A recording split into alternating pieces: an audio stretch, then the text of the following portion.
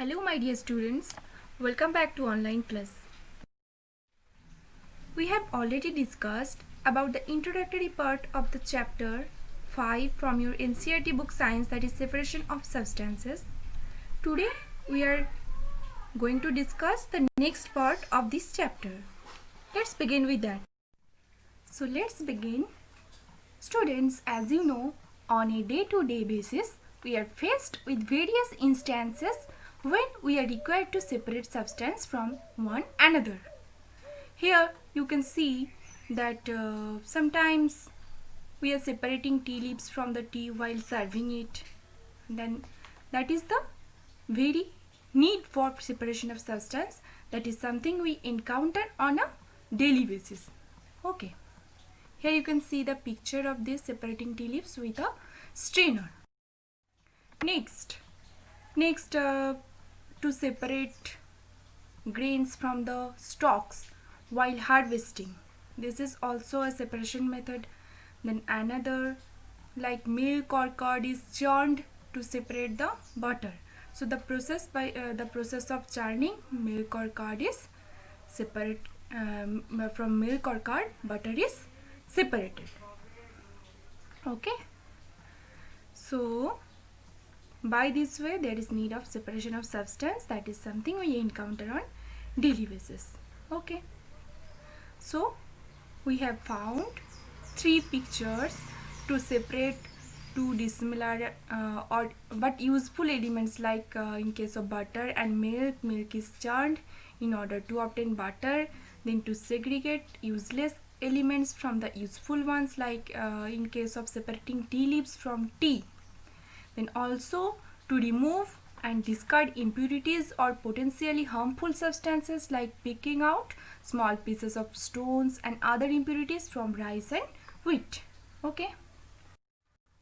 Next, so in these activities what we have done, the separation process, purpose for which we do the separation, and what do we do with the separated components.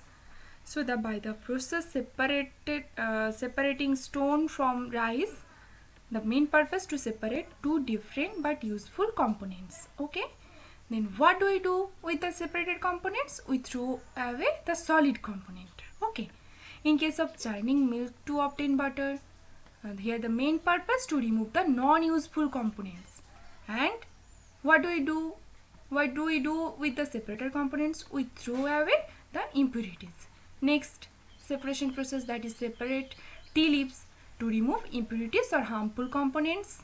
Here we use both the components. Okay. Mainly there are so many methods of separation. What are those? Hand picking, threshing, winnowing, sieving, then sedimentation, decantation, filtration, evaporation. These all processes are of separation, or these all are called the method of separation. We will come to know about each process in more detail.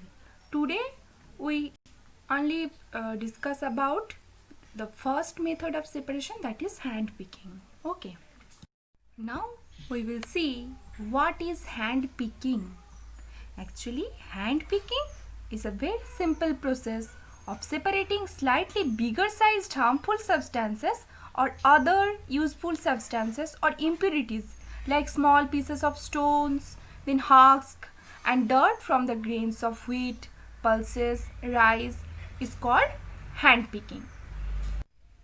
So in this situation, when the quantity of such impurities is not very large, hand picking turns out to be the time saving and convenient procedure of separating substances. Okay.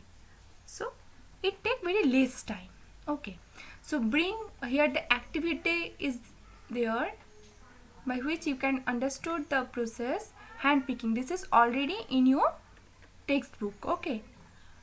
You are requested to observe the activity 2. First, bring the packet of grain purchased from a shop to the classroom. Now spread the grain on a sheet of paper. Do you find only one kind of grains on the sheet or paper? Are there pieces of stones, husk, broken grain, and particles of any other grain in it? Now remove with your hand and the piece of stone, husk and other grains from it. So this method of hand picking can be used for separating slightly larger sized impurities such as pieces of dirt, stone, husk from the wheat, then rice or pulses. The quantity of such impurities is usually not very large. In this situation, we find that hand picking is the most convenient method of separating substances. So it becomes very easier. So this is the simple process of separating slightly bigger sized harmful substances or other useful substances or impurities like small pieces of stones, husk or dirt from the grains or wheat, pulses, rice. This process is known as hand picking. Okay, this is the very easy method. In your book, this picture is also given and this activity is already there. You have to understood this activity. And the next day, I will discuss about some more methods of separation such as threshing, winnowing, then sieving, okay, and also some other process like sedimentation, decantation, filtration. This all process you have read in class 5, but in class 6 you have to learn it in more detail, okay, and also other process like evaporation, okay, and use of more than one method of separation, why it is so much essential, okay. I hope you understood this. If you are facing any problem, ask me in the e-portal. Okay, thank you.